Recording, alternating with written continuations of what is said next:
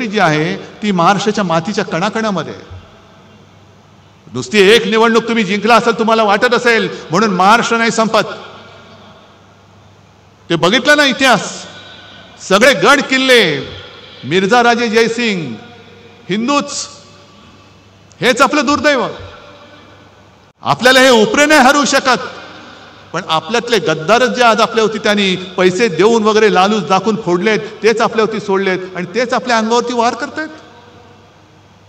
मिर्झा राजा जयसिंग सुद्धा हिंदूच होता, पण मी म्हणेन गद्दार होता. आणि त्या गद्दारीला शेवटी काय करणार, एवढं प्रचंड सैन्य घेऊन आला. छत्रपती शिवाजी महाराजांना सुद्धा आग्र्याला जावं लागलं. सगळ्यांना वाटत असेल अगदी तेव्हा जर का गोदी मीडिया असता तर सांगितलं असतं की खतम, सगळं हिंदुत्व वगैरे काही नाही, शिवाजी महाराजांचा काळ संपला, सगळं त्यांनी सांगितलं असतं. पण त्याच्यानंतर सुटून येऊन औरंगजेबाच्या छाताडावरती हिंदवी स्वराज्याचा भगवा रोवणारा हा महाराष्ट्र आहे, हे अमित शहाने विसरू नये.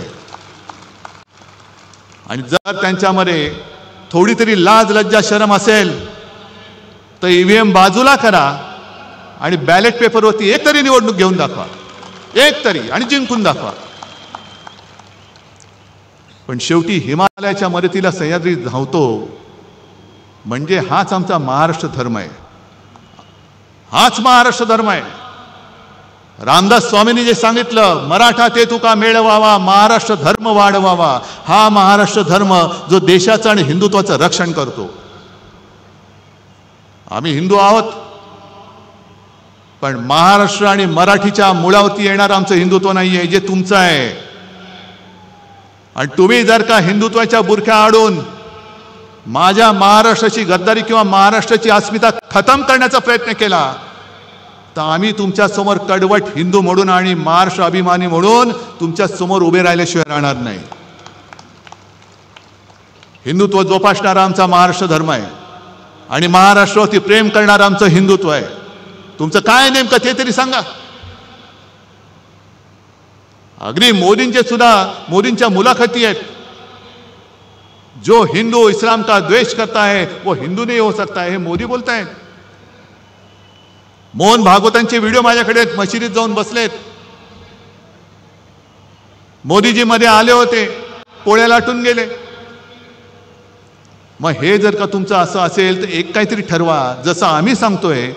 मागे मी एक उदाहरण दिलं होतं, काश्मीरमधला तो जो एक गनमॅन होता औरंगजेब, ज्याला आपल्या सेनेनी म्हणजे देशाच्या सेनेनी शौर्य पदक दिलं.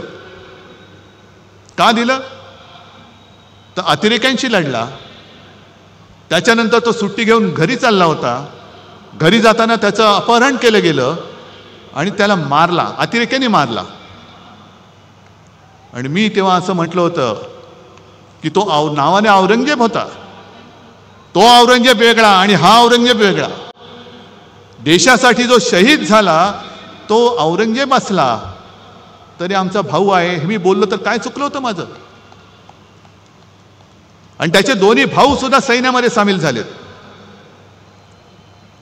असे अनेक मुसलमान आहेत, अनेक ख्रिश्चन्स आहेत, बौद्ध बांधव आहेत, शीख आहेत, ज्यांना हे ढोंगी हिंदुत्व मान्य नाहीये. ज्याला मी बुरसटलेलं गोमूत्रधारी हिंदुत्व म्हणतो ते भाजपचं आहे. आमचं हिंदुत्व हे स्वच्छ आहे, आमचं हिंदुत्व हे सुधारणावादी आहे, आमचं हिंदुत्व हे राष्ट्रीयत्व आहे. मग अमित शहाना सांगायचे तुमच्या एकदा हिंदुत्वाची व्याख्या काय आहे हे सगळ्यांना एकदा नीट सांगा. आणि शिवसेना प्रमुख 2012 साली आपल्यातनं गेले असं त्यांना वाटतंय. आणि तुम्ही सगळेजण त्यावेळेचे सगळे सैनिक आहात. 2014 साली उद्धव ठाकरेंनी युती तोडली नव्हती, भारतीय जनता पक्षाने शिवसेनेची युती तोडली होती. काय मी सोडलं होतं तेव्हा. शेवटचे 2 दिवस राहिले होते, अचानक बेसावध आहे असं समजून एकनाथ खडसेंनी फोन केला मला आणि सांगितलं की उद्धवजी आपली युती राहत नाही, वर्ण आदेश आलाय. म्हटलं कोणाचा? नाही उपरवाला, तो दिसतच नाही, की आता युती राहणं कठीण आहे. मग तेव्हा आम्ही कोण होतो? तेव्हा मी काय आत्ता जसं हिंदुत्व सोडलेलं नाही. अरे प्रबोधनकारांचा नातू आणि शिवसेना प्रमुख हिंदू हृदय सम्राटांचा पुत्र हा हिंदुत्व सोडू शकेल?